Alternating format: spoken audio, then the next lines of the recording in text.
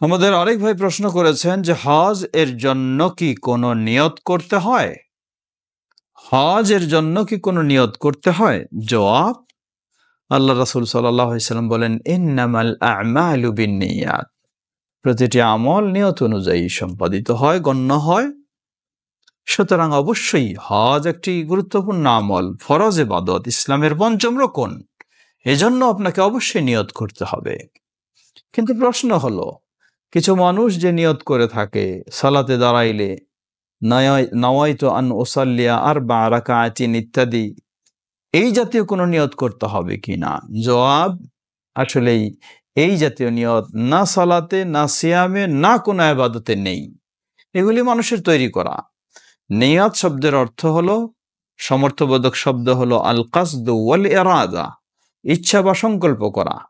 সুতরাং মানুষ সালাতের জন্য কি করবে? অবশ্যই হজ্জের জন্য অবশ্যই সে নিয়ত করবে।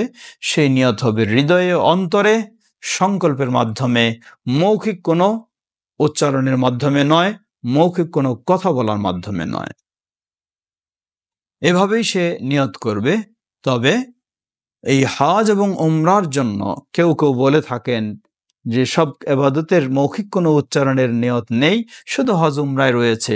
সেটি হলো লাব্বাইকা আল্লাহুম্মা উমরাতান বা লাব্বাইকা আল্লাহুম্মা হাজ্জান, এই শব্দগুলি। জবাব, আসলে এটাও কিন্তু সেখানকার নিয়ত নয়। সেই হজ্জে ইহরাম বাঁধার সময়ও আপনাকে আন্তরিকভাবে নিয়ত করতে হবে।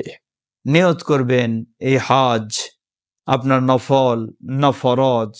নিয়ত করবেন এই হজ আপনার নিজের পক্ষ থেকে না অন্য মানুষের পক্ষ থেকে, খেয়ে তিনি, সেটা দৃঢ়ভাবে আপনি নিয়ত করবেন, ইচ্ছা সংকল্প করবেন। আর মৌখিকভাবে হজ্জের জন্য স্বীকৃতি দেবেন, সেটি হলো লাব্বাইক আল্লাহুম্মা হাজ্জা অথবা লাব্বাইক আল্লাহুম্মা উমরাতান। যদি নিজের হয় নিজেরও বলতে পারেন মিন্নি, অথবা অমুক, মিন আবি, মিন ওয়ালিদি বা মিন ওয়ালিদাতি ইত্যাদি বলতে পারেন, অসুবিধা নেই। কিন্তু এটি হলো স্বীকৃতি দেওয়া, এটি কোনো নিয়ত নয়। নিয়ত হতে হবে অবশ্যই, তা হলো অন্তরে। ওয়াল্লাহু তাআলা আ'লাম।